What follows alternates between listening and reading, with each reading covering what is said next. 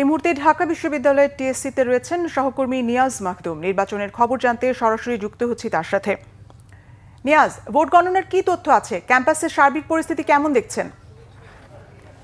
নাদিরা, আমি এই মুহূর্তে আছি টিএসসিতে।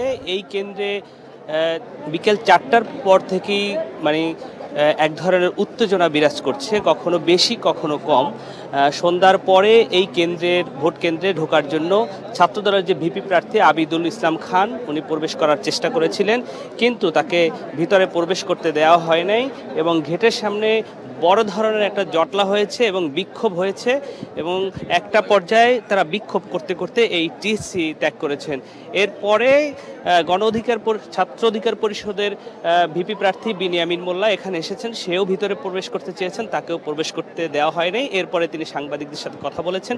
তিনি অভিযোগ করেছেন যে বিকেল 4টায় ভোট গ্রহণ শেষ হয়েছে, এখন বাজে 7:30, কেন এত সময়ের মধ্যেও কেন ভোট গণনা শুরু হয়নি, এই বিষয়টি নিয়ে তিনি অভিযোগ করেছেন। তিনি বলছেন যে ভেতরে কি হচ্ছে তা প্রার্থীরাও জানতে পারছে না। আমি আপনাদেরকে জানিয়ে রাখি যে সাংবাদিকরা যারা বাইরে আছে তারাও আসলে ভিতরে কি হচ্ছে সে বিষয়টি আমরা এখন পর্যন্ত অবগত নই, যে এখন পর্যন্ত ভোট গণনা শুরু হয়নি, কেন এখনো দেরি হচ্ছে সেই বিষয়টি নিয়ে নানা সংগঠন থেকে, নানা প্যানেল থেকে এক ধরনের অভিযোগ শুরু হয়েছে।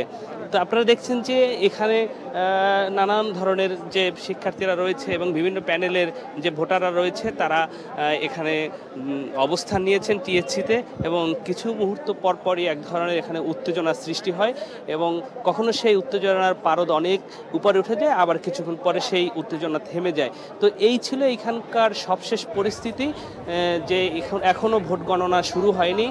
শিক্ষার্থীরা আসছেন, প্যানেলের প্রার্থীরা আসছেন, তারা অভিযোগ করছেন কেন এত দেরি হচ্ছে। তারা এক ধরনের অভিযোগ করছেন যে প্রশাসন একটি সুষ্ঠু নির্বাচন দিতে ব্যর্থ হয়েছে বলে অভিযোগ করছেন। এই ছিল সবশেষ টিএসসি থেকে। নিয়াজ, আপনাকে ধন্যবাদ। দর্শক, টিএসসি থেকে যুক্ত ছিলেন সহকর্মী নিয়াজ মাকদুম।